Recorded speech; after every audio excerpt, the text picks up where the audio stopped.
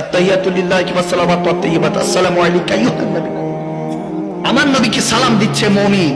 সালাম দেওয়া সুন্নাত, উত্তর না ওয়াজিব। আওয়াজ দেয় না কেন? সুম্মা মাআযাল্লাহ, ওয়াজিব তরক করা কবিরা গুনাহ। আমার নবী মদিনাতুল মুনাওয়ারা 8-10টা মুর্দা মানুষের মতো পড়ে আছে। ভাইয়েরা আমার, আমরা কি সেই মুর্দা নবীর কলমা পড়েছি? না না, আমার নবী জিন্দা নবী, হায়াতুন নবী। নবীর কাছে প্রত্যেকদিন উম্মতের খোঁজ খবর দেওয়া হয় ফেরেশতাদের মাধ্যমে।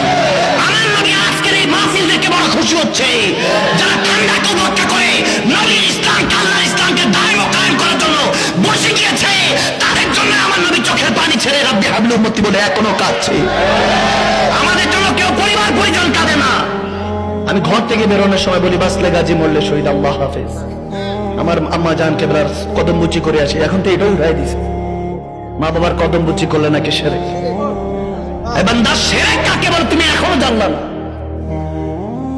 যদি এরকম হয়, কোদাল নিয়ে কোরবান বন্ধ করে দেয়, মাথা ঝুঁকালেই শিরক হলে।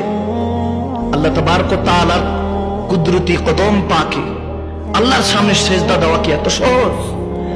ওযু লাগে, নিয়ত লাগে, ফাতিহা লাগে, তেলাওয়াতে কোরআন লাগে, রুকু লাগে, সেজদা লাগে, হয় না আগে না, তারপর কপাল লাগে, তারপর যখন বলে সুবহান রাব্বিয়াল আলা, তারপর সেজদা ইলাহি কবুল হয়। তাও তারটা যারটা মাথা ঝুঁকার আগে কলব ঝুঁকে, মন ঝুঁকে গিয়েছে। আওয়াজ দেয় না কেন? আল্লাহ তাবারক ওয়া তাআলা না মাথা দেখে, না পকেট দেখে, যখনই দেখে বান্দার মনের দিকে দেখে। কি বুঝেন? কিচ্ছু বুঝেন না। আসছেন হুজুরে দেখতে, আর কি দেই না হুজুর কি ওয়াজ করে। তামাশা হয়ে গিয়েছে এখন। সুম্মা মাআযাল্লাহ, উলামায়ে কেরাম দাওয়াত দিত যে কার কিতাব কত প্রসিদ্ধ, কার কিতাব কত সুন্দর। এখন হয়ে গেছে কার ফলোয়ার বেশি, ভিউ বেশি। আমাকে বলে হুজুর এগুলো বলে না। আমি বললাম আল হক মরুন। আমরা যদি হক বলা ছেড়ে দিই তাহলে বলবে কারা? বলতে হবে, সত্যটা বলতে হবে, বান্দাকে ঘুম থেকে উঠাতে হবে। তামাশা হলো 31 ডিসেম্বর গেল না, এটা কি গেল আল্লাহ মালুম। প্রত্যেকটা বছর এই তামাশাগুলি যায়।